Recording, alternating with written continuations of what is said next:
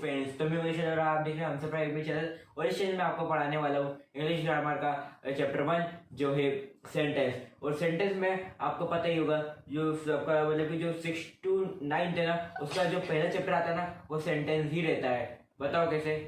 क्योंकि जो एग्जेक्टिव ये सब वगैरह रहते हैं ना, एग्जेक्टिव प्रोनाउन ये सब वगैरह वो सेंटेंस से ही बनते हैं। और सेंटेंस का पहला महत्व क्या होता है कि अपन सेंटेंस की डेफिनेशन जाने, क्योंकि सेंटेंस होता क्या है तो मैं आपको लिख देता हूँ।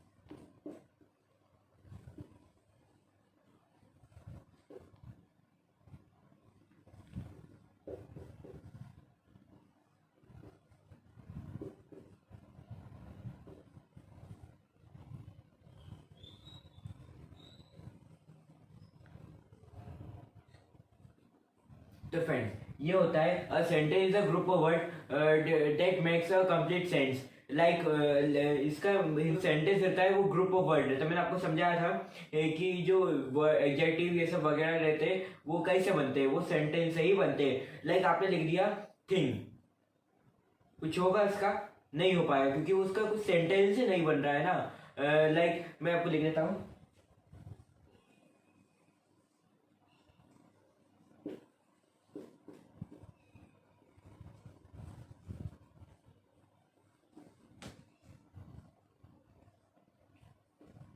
शी इज वेरी क्यूट, मतलब कि ये बहुत सुंदर है।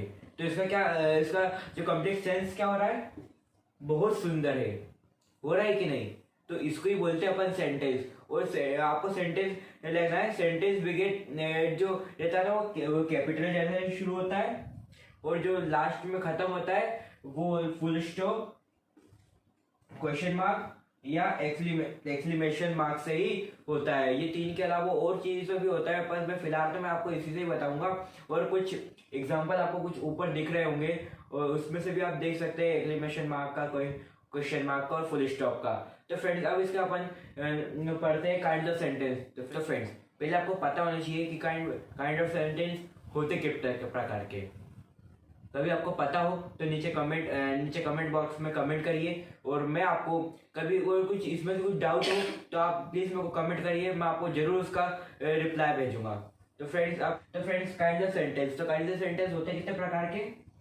4 प्रकार के होते हैं। पहला क्या होता है अपना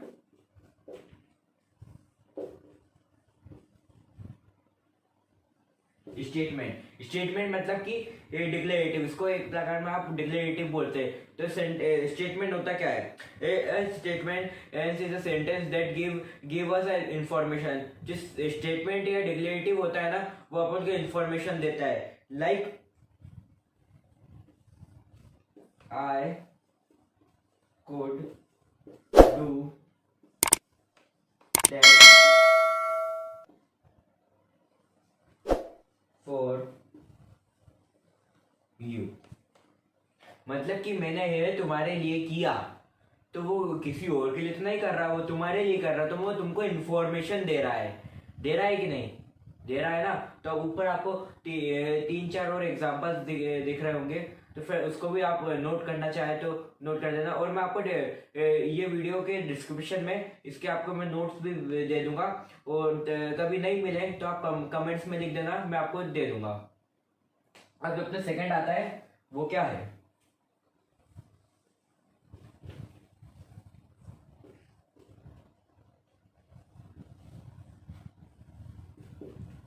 इम्पेरेटिव। इम्पेरेटिव मतलब क्या होता है? Imperative is a sentence that expect a command or request. Like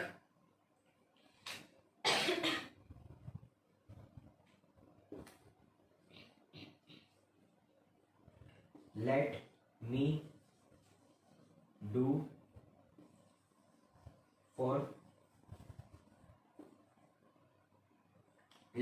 for you, मतलब कि मैं ये तुम्हारे लिए कर सकता हूँ, तो वो क्या कर रहा है, रिक्वेस्ट कर रहा है। तो फ्रेंड्स इम्पेरेटिव का ये सेंस ये रहता है कि वो इम्पेरेटिव इम्पेरेटिव रहता है, क्या है इम्पेरेटिव रहता है कि वो किसी के लिए कमांड, किसी को कमांड दे रहा हो या किसी को रिक्वेस्ट कर रहा हो। तो ऊपर आपको स्टेटमेंट क्या है, स्टेटमेंट के और क्वेश्चन की जब मैं आपको ये पढ़ाता हूँ स्टेटमेंट ये सब, तो उसके कुछ एग्जांपल और आप ये इम्पेरेटिव के भी आपको 2-3 ऊपर एग्जांपल दिख रहे होंगे, तो आप उनको नोट कर सकते हैं। अब थर्ड आता है अपने पास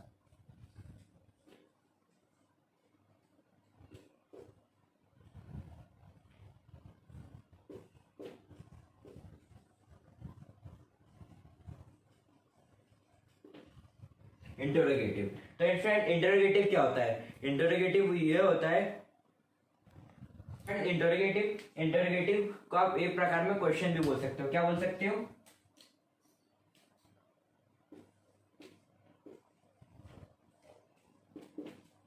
क्वेश्चन भी बोल सकते हो। बताओ क्यों, क्योंकि जो इंटरोगेटिव है ना वो काम ही आस्क क्वेश्चन करने के लिए करता है। मतलब कि आस्क इंफॉर्मेशन ले रहा है, तो मतलब कि वो अपने से क्वेश्चन बाय क्वेश्चन ही तो करेगा, नहीं तो आंसर ही नहीं बोल देगा कि तुम्हारा नाम यश है, ये क्या बोल रहा है, आंसर नहीं। कोई जैसे कि आप मैं पूछा व्हाट आर यू डूइंग, तो वो अपने क्वेश्चन ही पूछ रहा है ना, अपनी इंफॉर्मेशन मतलब कि अपनी अपने से कुछ आंसर तो नहीं पूछ रहा है, कि क्वेश्चन ही पूछ रहा है ना। तो फ्रेंड ये इंटरोगेटिव मतलब क्वेश्चन ही पूछना ही होता है, आस्क इंफॉर्मेशन, अपने से इंफॉर्मेशन लेता है। Like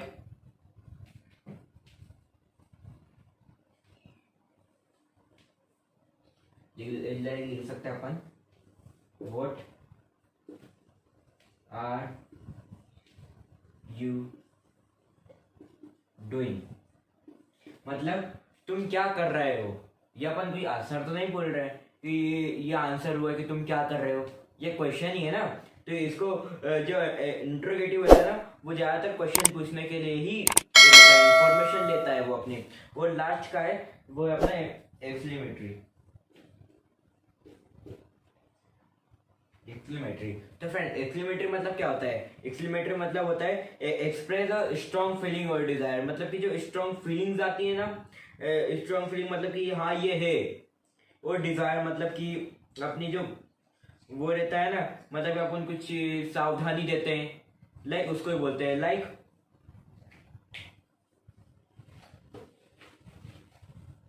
be careful.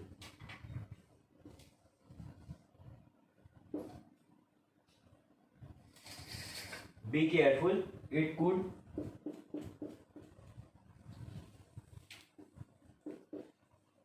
fall. Be careful, it could fall मतलब कि सावधान रहो, यह टूट सकता है, गिर सकता है। ये क्या दे रहा है, स्ट्रॉन्ग फीलिंग है ना, ये गिर सकता है।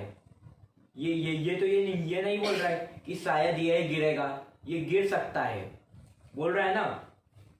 तो फ्रेंड ये 4 पार्ट है, ये तो हो गए हैं। अब मैं इनके कुछ दे देता हूँ कि ये होता क्या है। मतलब कि इनके जो ये रहते हैं ना, ये इनके साइन वो मैं आपको देता हूँ। जो स्टेटमेंट रहता है ना उसका फुल स्टॉप रहता है, और जो इंट्रोगेटिव रहता है क्वेश्चन, तो उसका साइन ये रहता है, और इम्पेरेटिव का साइन, इम्पेरेटिव का साइन नॉर्मली फुल स्टॉप से ही होता है।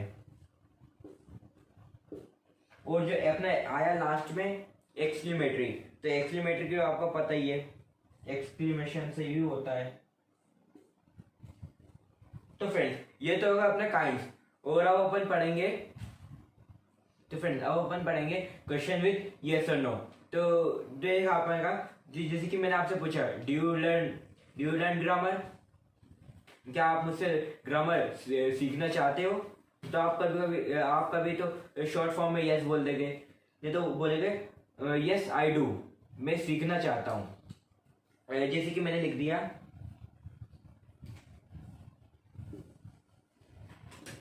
कैन यू प्ले पियानो, क्या तुम पियानो बजा सकते हो।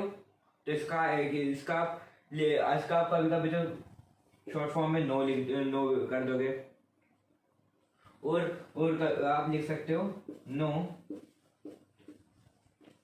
आई कांट, मतलब कि नो मैं नहीं बजाता, नहीं मतलब कि नहीं कर सकता कुछ भी ऐसा। तो फ्रेंड्स क्वेश्चन विथ यस और नो का मतलब ये होता है कि आप शॉर्ट फॉर्म में इसका लॉन्ग मेथड नहीं लिया है, इसको शॉर्ट फॉर्म में यस और नो में निपटा देते हैं। अब अपन इस सेशन में तो अब मैं आपको यहीं तक पढ़ाऊंगा, और आगे सेशन में इसका आप में जो एडवर्ब में कैसे यूज होता है, वर्ब में कैसे होता है, प्रोनाउन में, नाउन में, ये सब इसका मैं बताऊंगा। बल्कि इस सेशन के लिए बाय बाय।